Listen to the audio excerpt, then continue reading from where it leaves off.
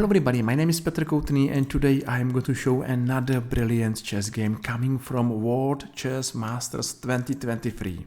Round number 2 and the game of the day, with white pieces playing Abdusattorov Nodirbek and with black pieces playing Andrey Esipenko.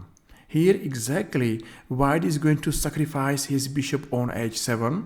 And since now till end, black will be under heavy pressure and he will lose. He will lose and we will see another great performance of this young chess player. And I believe that this player, Abdusattorov, is going directly to top. He will be one day number 1 on the world, and I believe that sooner or later he became world chess champion. So hopefully we are going to see interesting chess game and video, and why not to start from the beginning of this game. So d4 happened, and I think that we should be faster in the opening because opening has too many variations and lines, and sometimes it's boring to study every line, because that's not our story. Our story is to see good game, good attack, and another great chess performance of Abdusattorov Nodirbek. Hopefully you enjoy this video, and if yes, feel free and press like or press follow and made my day. So here knight e2, knight e4 and knight g3. Threat is to take on h7 and black has to be careful. But maybe black missed something, or he is not worried to play this variation at the end.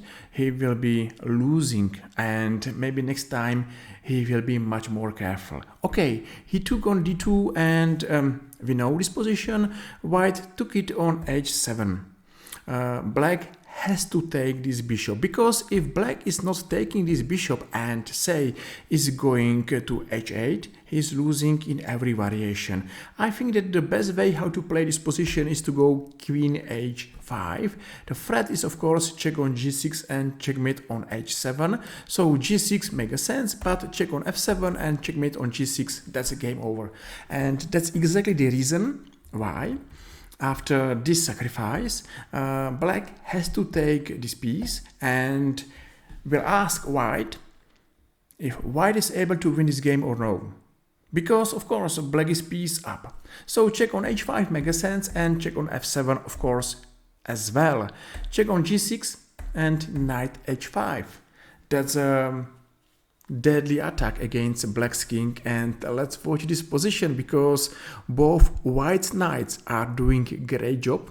They are nearly checkmated black's king, and of course if one white rook is going to f3, h3, that's game over. So how to take care about this position? Say maybe one variation, black should take on f1. I will show that no, because check on f8. And here is a checkmate on g7. So that's exactly the threats in our position, and maybe for this reason black played rook e6. Sounds like this rook is for free, and of course is, but just remember that black is piece up, and here black should take another material. So don't think about material right now. Think if there is any chance for white to increase his attack, and he will. So he played move f5, and I think that's nice. Of course, yes, a variation. If white is taking on e6, black taking on f1, and yes, I believe that still this is a good position for white with attack and good positions and good pieces and activity, but maybe that's not the best position what white should achieve. Okay, you know, why not to play f5? If this move is working, everything is working. So black took on f1 and white took back, so white is not hurry. You know, his biggest compensation or the biggest advantage are these 3 pieces. The fourth is going to g3 or h3, and the biggest weakness here is the black's king on h7. It has to be joy to play this game if you are white, and it has to be really difficult to play this position if you black. So what to play? I think that queen e8 is a variation, but I will show that not the best.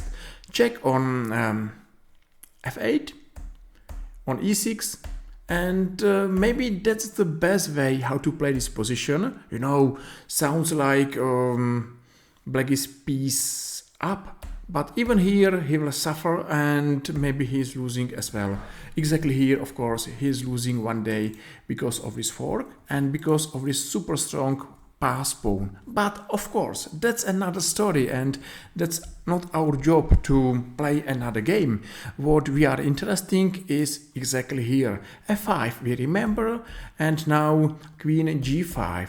Still looks like that white should prove his compensation, and black maybe believe that there will not be forever compensation. So white is going for attack and believe in his attack, of course, and black believe in his defense. So white took the rook, and now rook f3. The threat here is rook h3. Of course, that's a threat, but it's important to understand that white is down in material, and black is ready to give back something of his advantage. So black took on d4, and now there's a threat. Check on f8, and black's queen on h5 is hanging. Bishop d6, knight f8, and up to material, maybe it's not a bad position. Just to check with me, one queen for 3 minor pieces. That's not a bad business, but critical for black is his king, and of course it's very critical that black pieces are passive.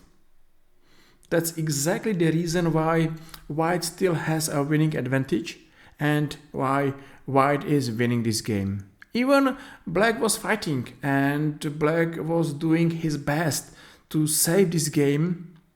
He's without any chance, and that's why I told you that Abdusattorov is playing amazing chess, and he's even stronger and stronger. And I believe that in next 2 years he will be the #1 on the world. So okay, let's follow this game. And now is a threat. f6 happened, knight e5, and rook f5. So every threat is okay for white. g6, and maybe the best way is to go queen h6. Yes, of course, with simple threat checkmate on g7. Now to g5, with the simple threat to take knight on e5. Of course, if this knight is going away, here is a pawn on g6. For this reason, d3, but it's not enough because exactly here is a checkmate waiting for black. Yes, that's only variation, but still, that's another proof that white has great chances to win this game, and there are plenty variations giving white believe that white is playing for victory. But after rook f5, g6, what happened? A queen g5. Okay, last black's hope is this pass pawn, because this pass pawn is only 2 moves from the winning square. So maybe white has to be careful and not to destroy his advantage. So he took on e5. Now on e3, of course, that's a pin. And maybe still black should believe that he will hold this position, but no way, because this pawn together with this queen and with another pawn is giving white a winning advantage. Of course, one day g4, g5, h4, h5, and black's king is still weakening. So black pieces are passive, and what to say, another amazing chess game of very well playing Abdusattorov Nodirbek. I am happy to show his game because he played well. You know, it's not easy to beat Andrey Esipenko, and Andrey Esipenko used to be a strong chess player. now he resigned, and I think that white player proved that one day he will be one of the strongest chess players on the world. Amazing performance, and if we are coming back to the most important position here, I think that everything important happened here. When white has chance to take on h7, and it's not easy to count all variations till end. It's not a direct attack or a direct checkmate. I think that the instinct, white instinct was right, was okay, because this attack was dangerous and it was for black difficult to defend all threats. And I think that since now till end, it was only one player there, and it was only white who played for victory. Black fight it, okay, black defended, but it was not enough, because white was stronger today and he won this game. So hopefully you enjoyed this game and this video, and if yes, feel free and press like or press follow and made my day. I will be happy to see you here in our another YouTube chess video, and who knows, maybe I will see you here tomorrow. So thank you very much for watching. Take care and see you soon. Bye bye.